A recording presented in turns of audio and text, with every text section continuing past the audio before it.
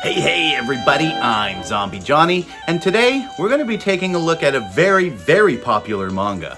This is Demon Slayer Kimetsu no Yaiba.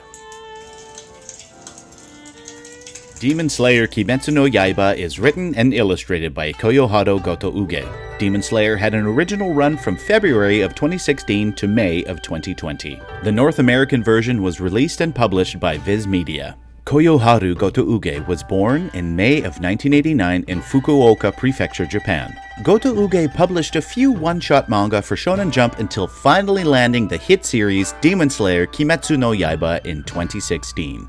Since the release of Demon Slayer, Gotouge has received multiple awards for this series, including Time Magazine's 100 Most Influential People, which has never been done by a manga artist previously, and Osamu Tezuka's Cultural Prize, which is like the Eisner Awards of manga.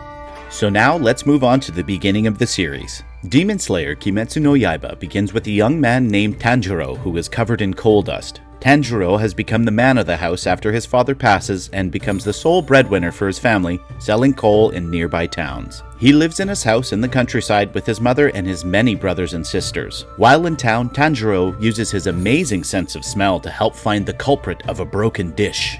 After Tanjiro sells off his coal, he starts making his way back. On the outskirts of town, a man tells Tanjiro to stay with him for the night so that he doesn't run into any demons on the long path back in the dark. Tanjiro agrees and stays the night.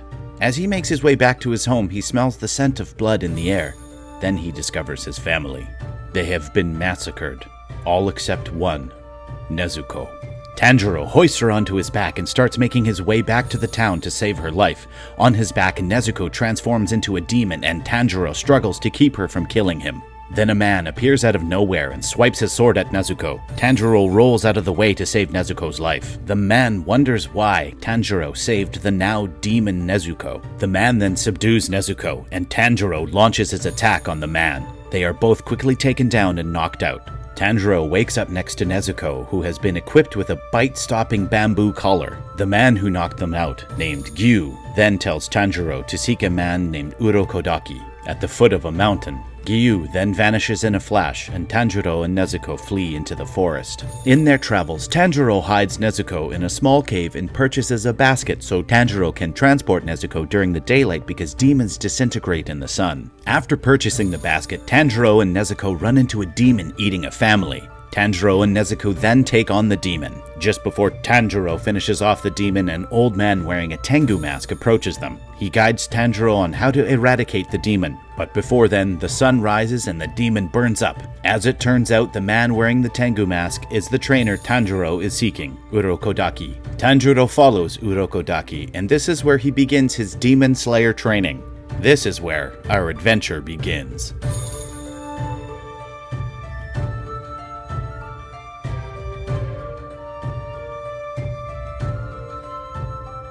So one thing I'd like to clear up is the meaning of Kimetsu no Yaiba. It roughly translates to something along the lines of demon-slaying blade, blade of demon destruction, or demon-killing blade. So the official title is Demon Slayer, Demon-Slaying Blade. The setting of Demon Slayer takes place in the Taisho era of Japan. The Taisho era was a period of history in Japan dating from July 30th, 1912 to Christmas Day of 1926. This era is named that because Japan was under the rule of Emperor Taisho, who passed of a heart attack, subsequently moving Japan into the Showa era. Taisho era Japan made major improvements to architecture and electrical coverage. While major cities of Japan did have power lines and electricities, the rural areas were still very rustic. There were also plenty of North American and European influences during this time. Demon Slayer portrays this beautifully. Having the contrast of the Demon Slayers looking like samurai on the backdrop of rural rustic areas all the way to the bustling city equipped with electricity, telephones, and more modern fashion makes it such a wonderful setting for the story. Another tiny piece of history, samurai were abolished during the previous era, the Meiji era. During the Meiji era, feudal Japan was also ended, so having the Demon Slayers carry katana during this era is like having ancient relics walk the streets. Now moving on to my thoughts. I'd like to call Demon Slayer Training Arc the series. I can't tell you how many chapters, let alone volumes, are just training sessions. I get it. They are fighting against otherworldly, overpowered, super freak demons. So yeah, training is definitely needed. but I couldn't tell you how many times I felt the main cast isn't going to make it out of this battle. It always feels like they're the underdog in any fight. Even the Hashira almost feel outmatched in any of these battles. Aren't they supposed to be the elite demon-slaying force? Then why are they always so outgunned in most of these situations? Even 2 of the feature films have training in the title. It should be called Kimetsu no Toreningu. You know what? Let's not call it Training Arc the series. Let's call it Tragic Backstory the series. Oh my god, have you ever seen a more miserable and tragic cast of characters? All of them are in a constant state of despair, and they all have horribly tragic backstories. This brings me to my next point. The names. Good God, the names. For the most part, I'm pretty good at remembering names of characters in series, but I tell you, this series has some really difficult names to remember. Not only that, instead of sticking with one name throughout, they will alternate calling these characters by the first or last name. I got lost as to who is who so many times, especially with the Hashira, who you don't see on a regular basis, and they are swapping back and forth from the first and last names, and I just got lost. Anyway, let's move on to my thoughts on the story.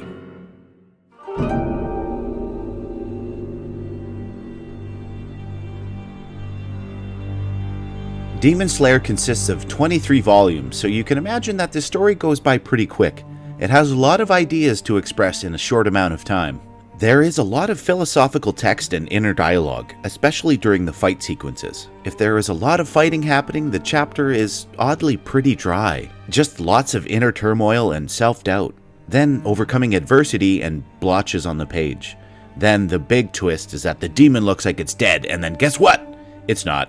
They defeat the demon, only for it to pop up again with some new ability, and the battle continues. This happens time and time again. It's not the most enthralling thing you've ever seen, but then Gotouge will have a huge emotional payoff for the character after overcoming the adversity. It's like, damn it, the series is okay at best, but I just can't put the damn thing down. Nearing the end of the series, and this is where things really clicked for me. I had some negative things to say about it up until this point, but in the final couple of volumes, something happened. I realized that this story isn't just about Tanjiro and Nezuko. It's about everyone. The whole series is about everyone. It's not just one character's journey. It's everyone's journey. The whole story is about every character. Even the demons that are defeated have a story. This might be why the series threw me off so much up until the final volumes. But after that clicked, I had a truly new appreciation for this series. So now, let's move on to the artwork.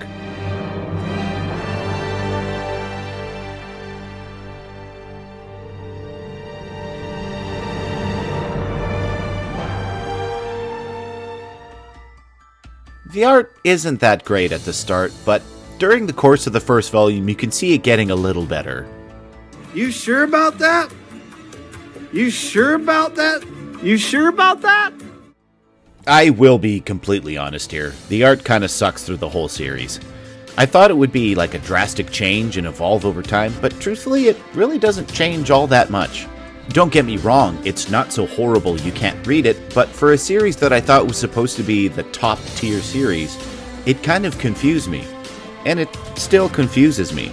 A lot of the fight scenes are just black blotches with characters squabbling back and forth. I feel like the earlier volumes had actual fighting instead of just breathing techniques. I don't know if I could call it phoned in, but there are a couple battles close to the end of the series that felt like a summary of the fight more than the actual battle itself. I thought that the art was just good. Not necessarily getting better or worse, just good.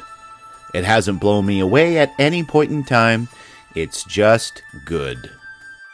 Except for this one panel that has this bear. So there is a couple of things that I didn't really touch on, and I'll just mention them now. The Hashira are the elite demon slaying team. These guys are the best of the best at killing demons. That's the Hashira. And I also mentioned breathing techniques. Breathing techniques are what they use. It's their demon slaying martial art, and it uses elemental waves and things like that to cut and split open demons. That's the breathing techniques.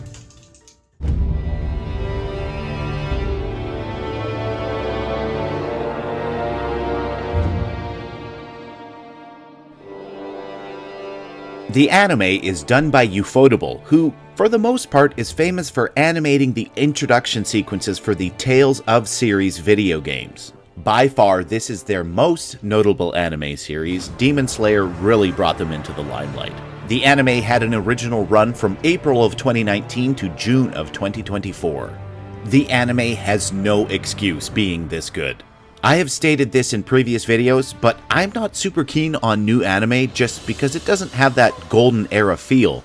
But don't get me wrong, I'm coming around. Some of my favorite anime have come out in the past couple of years. Anyway, this anime is so well done that I can't even complain about that. I have nothing bad to say. I am truthfully blown away. It has the essence of golden era anime, but it has the crisp and clean feel of new wave anime. I feel that this anime came out at exactly the right time. Demon Slayer was being released during the height of the pandemic, so people had the time to watch the anime in all of its glory. Being stuck in our houses and all, might as well crush a few anime series. And it just so happens that this one is really good. What a series to binge watch. It's absolutely fantastic. I cannot express that enough. They add so much humor to the series as well. Don't get me wrong, it is there in the manga, but it doesn't have the same impact that they have in the anime. They nailed this series. There are a multitude of recognizable voices in this series. They have a lot of seasoned veterans taking the driver's seat to voice these characters. So of course the voice acting is top-notch coming from these heavy hitters. I must say, not one opening or closing theme impressed me. In my opinion, they're just meh.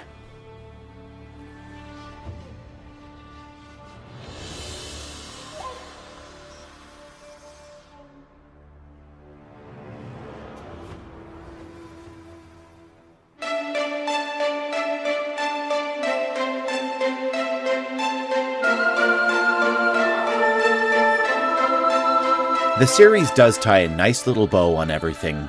I feel like it's a little bit of a strange way to end it, but it's still a nice way to end it. I am still a sucker for a happy ending. The way I went about owning this manga is that I purchased the box set version for a great price. It was on sale and I couldn't pass it up.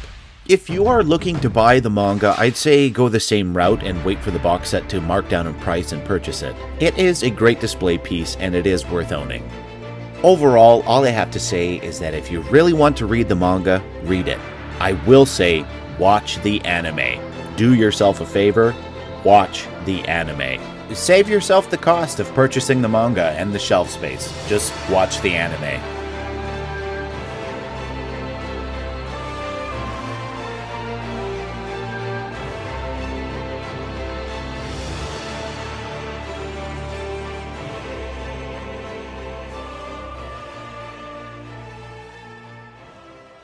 You know, one thing that I gotta say is that maybe I was hard timing this manga a little bit, but I actually enjoyed it. It may not seem like that, but I actually did enjoy it. It was thoroughly enjoyable.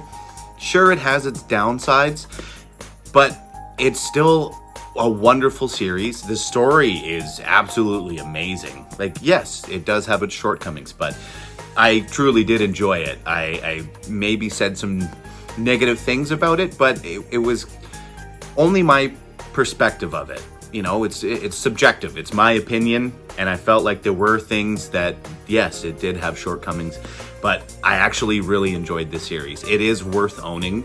I would suggest, like I had mentioned before, just watch the anime. It's absolutely fantastic, and having the manga is a great way to read the story as well, but I feel like it's easier to watch it than it is to read it. I don't know what else to say. I know it comes across like I didn't like this manga at all or this series at all. I actually truly enjoyed it. It was a really fantastic series. Pick it up. It's great. It's worth reading. It's worth looking at. It's worth watching. I would suggest that this is something that should be on your shelf. Truly. Thank you so much, everybody, for watching. Bo and I are just relaxing here. We're going to have some chestnuts by the open fire. And Christmas is almost here, so things are winding down for this year, and I thought I would get one last review out right before Christmas, and I hope everyone's going to have some happy holidays.